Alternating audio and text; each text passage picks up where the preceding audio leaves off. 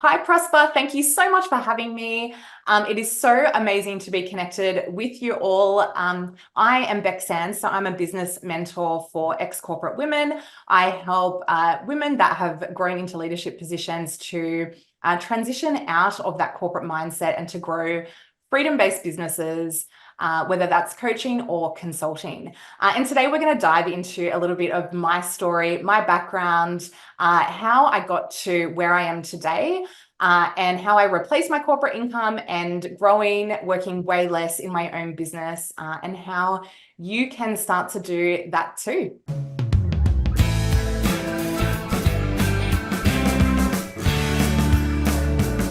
Ladies and gentlemen, welcome to yet another exciting episode of the Online Prosperity Show. I'm your host, Prosper Taruvinga, and I want you to buckle up because today's episode is nothing short of spectacular. We've got the incredible Bec Sands in the hot seat, and she is a business mentor for female entrepreneurs, and she's here to share the secrets of her journey from corporate burnout to the thriving world of freedom-based online businesses. Now, Bec, how are you doing, my love?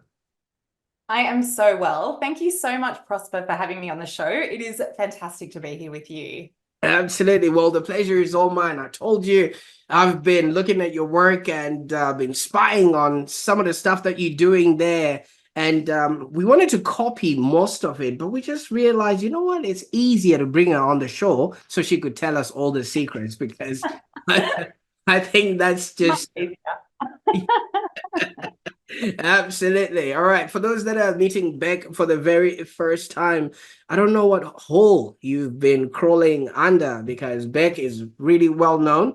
And she's been working with female entrepreneurs out there, helping them be, do, and have a business that's profitable and enjoyable. But hold on, that's not all. Because Bec's journey actually involves beachside living because she's made it. Magical client interactions and a whole lot of scaling of business and all the success that comes along with it. I just want you to get ready for some laughs and a truckload of inspiration. Now, Bec, I could go on and on and on, talking about your accolades and everything else that comes along with it. Tell us a little bit about yourself and how you actually came from corporate and what actually inspired you to start working with ex-corporate women. Thank you so much for that wonderful introduction. I don't know if I'm like that well known, but thank you. That was very kind. So yeah, like as you mentioned, I'm a business mentor for female entrepreneurs. So I work with ex-corporate women to thrive beyond replacing their corporate incomes and to create freedom-based businesses. This is what I've done for myself over the past sort of 4 years that I've been in online business. And I love working with primarily women who have been in sort of senior fields to do this for themselves. So I work with them to move through overwhelm, which comes from being in business, and to unlock their creativity and their uniqueness so that they can flourish in business. Absolutely. I quite like that because usually I think the last couple of years it hasn't been the easiest for a lot of people, and so many people were told they were non-essential in their jobs. So I can only imagine when you want to go back and you just start feeling inadequate, people like yourself would then be like, you know what, there's another way of doing this. What was it like for you when you were in corporate? Look, I think that there definitely is multiple ways to earn money. There's more than one way. I think when we're in corporate, we really can get stuck in that mindset where, we're used to that kind of monthly salary or the weekly salary. And it can feel really tricky to think about a different way of earning revenue. But, when I was in corporate, to answer your question, I did want to do something like I wanted to have a business on the side. Well, ultimately, I wanted to step into my business full time, but I wanted to, I had passions to start a business. I studied coaching on the side of my corporate job. I had a lifestyle blog for a couple of years before doing coaching. So I was always sort of, really keen and eager to learn. I knew that I didn't want to be in corporate forever. So I sort of hit the highest level that I could in my corporate field by sort of my early 30s. And I was like, what's next for me? Like, I don't want to do this for another like 30 years or whatever. So I always had that kind of feeling like I wanted something more. But it really took a lot of courage and quite a few years of building on the side before I actually stepped fully into my full-time business. And that's not to say that you have to. It's just that I actually was really enjoying my career at the time, and it was sort of going from strength to strength, and I was learning and kind of filtering that back into my career. But all of the experience that I got over that 12 years in corporate really has fed into my business, and it's enabled me to have the skills, I guess, and, the knowledge to be able to build a really successful consulting and coaching business, so that when I did step out, I was able to replace that kind of big six-figure income within 18 months. So yeah, that kind of worked really well for me to do that. But I did sort of go from full-time career in that corporate leadership space to full-time in business overnight. And that was really scary. Really scary at the time. Absolutely. What were you doing in the corporate sector? Yeah, so sorry, I should have said that. So I was doing PR, communications, marketing. So most recently, I was like head of PR for ANZ, for a property company, for a global property company. And I'd sort of worked my way up, starting from agency, and then I worked my way up in the corporate world, over a period of 12 years. Fantastic. I mean, obviously, PR has all the glitz and glam that we then end up seeing in magazines or TV runways and things like that. Was that like that for you, or was it a whole different world putting it together? Look, there was a lot of like glitz and glamour in terms of, there was TV, like my clients were on TV, or my stakeholders were on TV. So we'd do a lot of TV interviews, radio interviews, like a lot of, top tier newspapers, magazines, all of that kind of stuff. A lot of events, things like that. And I worked primarily, with global companies. So it was quite like, it was a global campaign. So it was really exciting. But there is a lot of hard work, of course, that goes on behind the scenes of anything. And I think, like, as anyone who's worked in the corporate world will know, that even if it seems like glitz and glamour, there is still a lot that goes on behind the scenes. There's a lot of day to day. I found there was a lot of like corporate politics to navigate as well. But when I worked in a company, I also kind of really started to nurture those consulting skills. So I sort of was like head of my division, but acting almost like, even though I was fully employed, I acted almost like a consultant within the company. So I had my own brand. I built my own personal brand within the company. I would go and do speaking engagements. I would like train the company. I would travel to all the different offices, and just basically tried to support as many people within the business as I could. In order to, I guess, kind of grow myself as a consultant. So it was almost like I was a consultant, but fully employed. And then that sort of supported me when I left corporate and wanted to really quickly replace that income. I was able to then use those skills to start that consulting business, and then build my coaching business alongside that. Absolutely. See, a lot of girls, when they're growing up, they just want to be a princess. I know I have two girls in my household. One of them has sort of upgraded to becoming a vet. Was that always a childhood dream, or is it something that came along because opportunities showed themselves? No, look, when I was a child, I actually wanted to be a vet because I love animals. I've got two cats now, Moxie and Ollie. They're very cute. But yeah, no, I didn't always want to be in PR. Like, it was really when I was choosing what degree I wanted to do at uni, and I was like, because I really loved writing, and I was like, I'll just do a Bachelor of Arts, and then I kind of went, actually, like, what am I going to do with that? So then a friend of mine was working in magazines, and she was doing a Bachelor of Media at Macquarie, which is the uni I studied at in Sydney. And that seemed really cool. And I was like, oh, a Bachelor of Media, like that sounds really interesting. So I did that, and I majored in PR and journalism. And at the end of it, it was like, okay, I could either go into journalism or I can go into PR. And I didn't really have the passion for journalism because I was like, how many journalists are going to be around in 10 years? And also I feel like as a journalist, you do need to have like that real passion because it's not an easy profession by any means.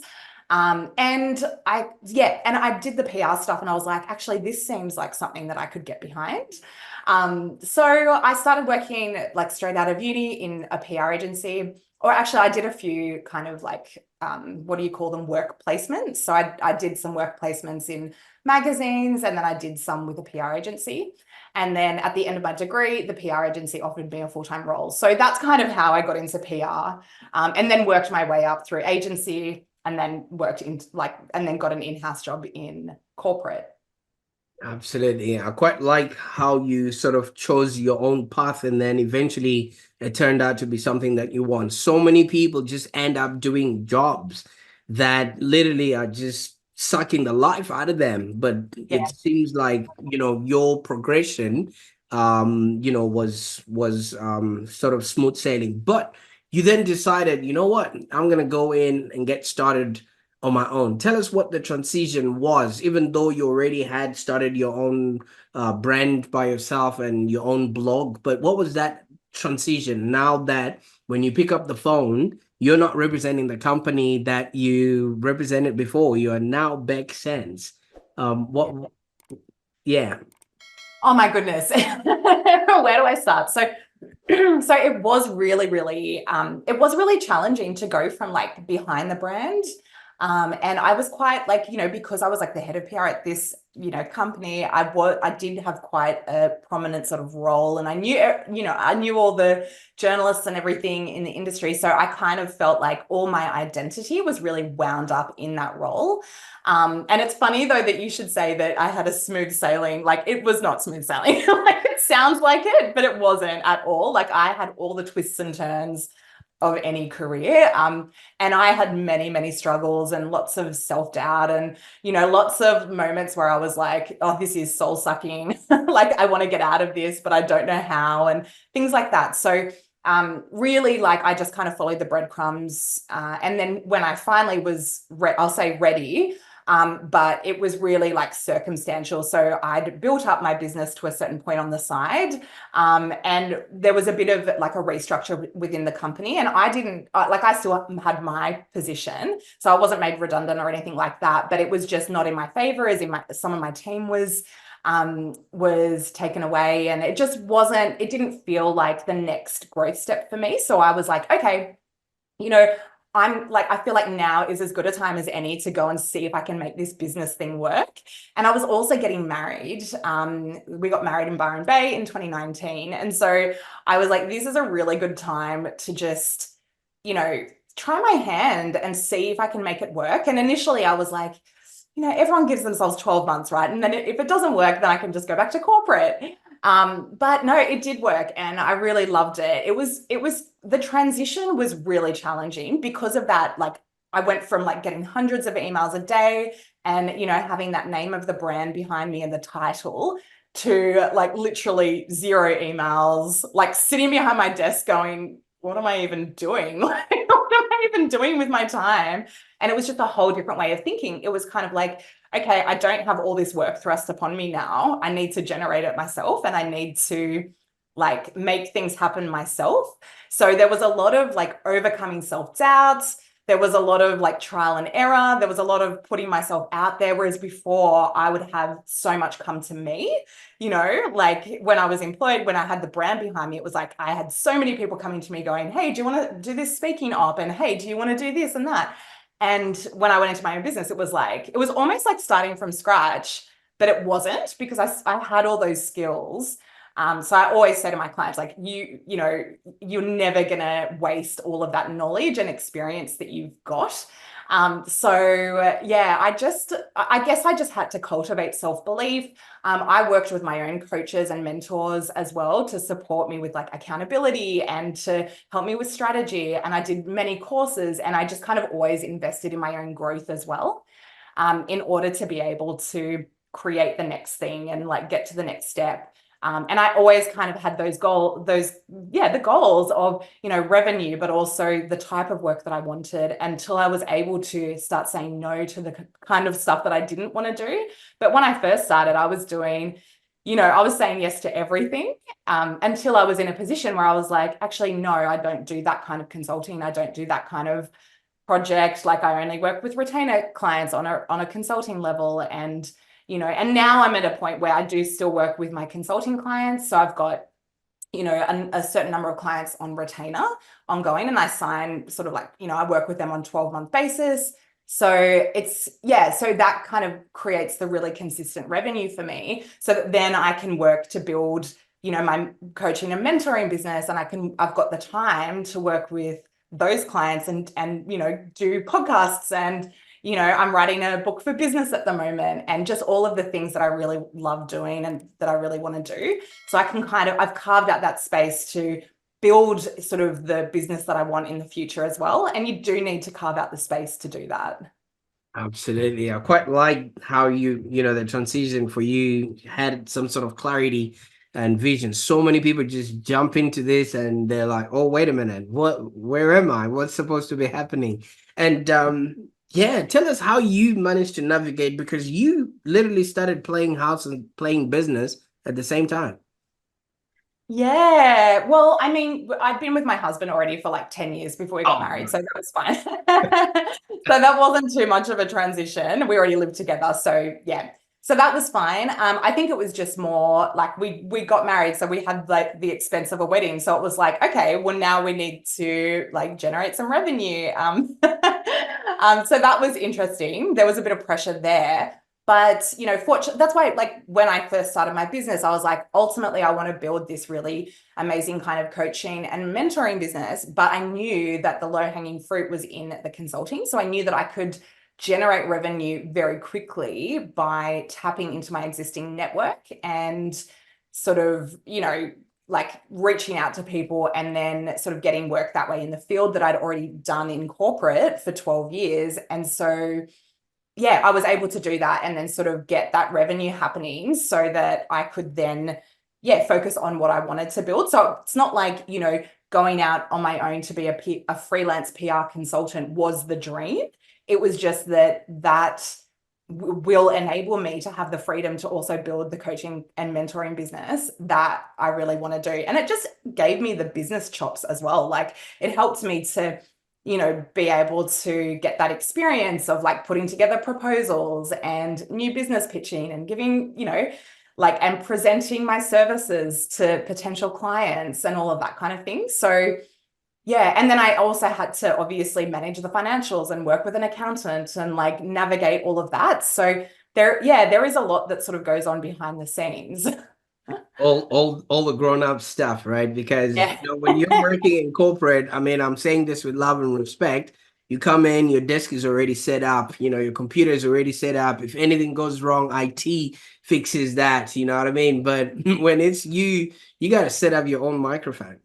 Like Exactly. it's just Exactly. And like, you've got to be I mean, you can hire an accountant, but like, you've got to track the incomings and outgoings. Like, you've got to be across your finances. You've got to be across like all of the sales activity, all of the marketing activity. So like, even if you get outsourced and you get support, you do still need to have a hand in that and like oversee it. And generally speaking, at least the first few years of online business, you are absolutely doing it all.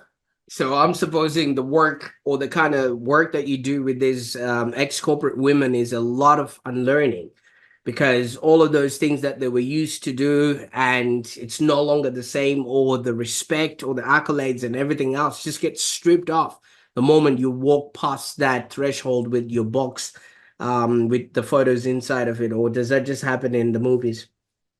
I don't know if like all your accolades get stripped, but certainly like, you don't have that title anymore. You don't have that brand behind you, and your corporate identity is sort of left behind as well. And that can feel really challenging, particularly I think if you've worked your way up, you've got that title, that's part of your identity. It's part of what you do. It's part of, and often like, we've worked really long hours and it is like the number one thing we have in life. Like, we might have families or things like that, but often we've worked really, really hard. And we're working, all the hours every day, and life really revolves around this corporate career that we've created. And so to walk away from that, you can feel really at a loss, and like your identity is really just changed or taken away a bit. And so it is like, working with my clients, it's 100% that navigating that shift from corporate to business owner identity. And I think like when you're, having a solo-based, service-based business, it's very it is your identity because it's your face. So there is that navigating the personal brand building and the putting yourself out there and visibility, as opposed to in corporate, unless you're building like a corporate brand, like a corporate personal brand and a corporate profile, it is very different, because in corporate, you're very much like you fly under the radar, and that's kind of seen as the thing to do so that you're not standing out too much, because it is quite competitive, right? It's a competitive environment. So it's just helping women to kind of regain the confidence and, navigate that shift in identity and develop the skills and behaviors and strategies to help them to thrive in business. Yeah. Fantastic. So obviously you went on, you did well. Now you're helping others sort of replace their own income, and so Yeah. they can flourish and thrive within their business. But while you're doing that, you live near a beach, right? So you obviously are choosing your schedule and you're working on projects that you actually choose, which is absolutely amazing. And it sounds like a dream come true for a lot of people. Um, Yeah. how did this balance come by? And just give us a typical sort of day in the life of Bec Sands. Are you sitting around building sand castles? Yes. Well, I don't have kids yet. I don't have kids, so I do have like time, essentially. But yeah, look, I guess I am kind of living the dream. I mean, I still have challenges like everyone else, but I guess I have been able to build the vision that I had for myself back in corporate. I've now built that into reality. We used to live in Sydney, in Neutral Bay, right near the CBD, because it was close access to the CBD and we could get into the office with ease. That was the whole point of it. And then we've been able to move to Newcastle, which is about 2.5 hours north of Sydney. And that is like a beautiful little spot with, it's a town, like it's a proper city, but it's, got the beach, like just 5 minutes down the road. And it's just a much slower pace of life, not as much traffic. And you can just get so much done in a day if you want to. So it's it really is a beautiful lifestyle. And I guess I have created in my business so much freedom that I can scale up or down according to what I feel like doing. Like last year I just wanted to scale back a little bit and just enjoy living in Newcastle and settle in. And so I did my consulting work, which is, sort of 2.5 days a week. And then I worked with a few coaching clients, and that was it. So I had, a lot of time just to be able to go for beach walks and do some Pilates and, just really kind of settle into the Newcastle life. Whereas this year I'm like, okay, I'm really keen to scale up again and get some stuff done. So this year I'm sort of like, I'm writing a book for business, I think I mentioned, but yeah, so I'm working on that every day. I'm I've got a podcast, I've got like lots that happens in my coaching business, and then I do my consulting as well. So I do get support with that at various different times in my business so that I can outsource some of that work. I've got like podcast editor, VA, accountant. So I do get support in my business, and particularly during the busier seasons. But yeah, I can really just scale up and down. I can work on like the projects that I choose. It's not like in corporate where you kind of have that big strategy and you're just one piece of the puzzle and it takes 12 months to execute. It's, I'm very fortunate in that I can say, okay, I want to, create a new webinar, or I want to write a book, and I can just get started working on it immediately. And I do have that kind of like space in my day to be able to do that. So yeah. I quite like that. The reason why this was a very pivotal question, because so many coaches out there will probably have read a book and walk out and say, you know what, I'm a coach now. Or they would have just maybe burned their feet on some coals and then just come back, telling everybody that they've seen the light, so to speak. But I quite like you've got the lived experience, and you're actually living the life that obviously a lot of people would aspire to, and things of that nature. So what would be the best way that people can get a hold of you so that they can maybe also get started on their journey and start enjoying this sort of lifestyle you have? Yeah, well, I mean, they can sign up to my emails it's just at becsands.com, becsands.com. And then I do share, resources and weekly emails about us starting and building a business. I've also got a freebie called the Business Scale. So that helps. It's a guide for ex-corporate women primarily, but I mean, men can, it's not gender specific. It's just the marketing is targeted towards that niche. But yeah, it's to help people grow a freedom-based online business and to figure out what kind of stage they're at on the business scale. I've got 5 levels there, so that they can know where they're at and how to get to the next step. Because I think that's one thing when you're sort of in business, it's really hard often to see the blind spots and exactly what to do to get to that next level. So yeah, I've created that free resource for people as well. And you can get that just by going to my website, becsands.com/the business scale. Absolutely. I'll make sure that those links are in the show notes here so that people can actually get started with you. Now, Bex, it's one thing to be able to do it for yourself, because obviously you had the drive, you've got the charisma and everything else that comes along with it. Then there might be Sally who's thinking to herself, I don't know, and they're just thinking this might not be for it. And so considering you're not just a business mentor, you also run a PR consulting business, right? Now, first of all, how do you manage these dual roles, and what sort of unique perspective do you bring to your clients based on the fact that you are not only just doing it for yourself, but you're actually doing it for other people as well?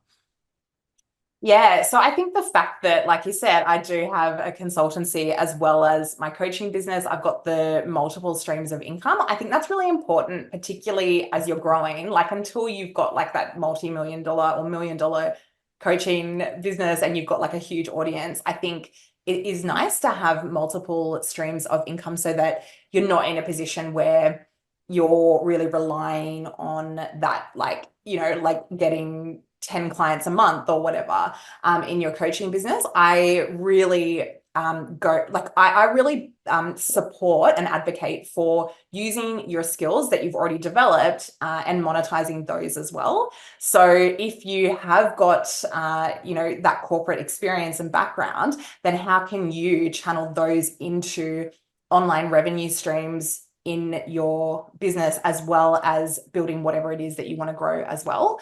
Because I really feel like the world is moving towards that model of freelance consultants. And freelance, I think, has a really bad rap because it kind of implies that you're just someone who doesn't want a full-time job, or I don't know. There is just a weird kind of stigma around it. But actually, freelancing is like such an incredible way to create a freedom-based business because you can have those multiple revenue streams, multiple clients. And in my opinion, it's very much more secure than just having one job where they can get rid of you at any moment.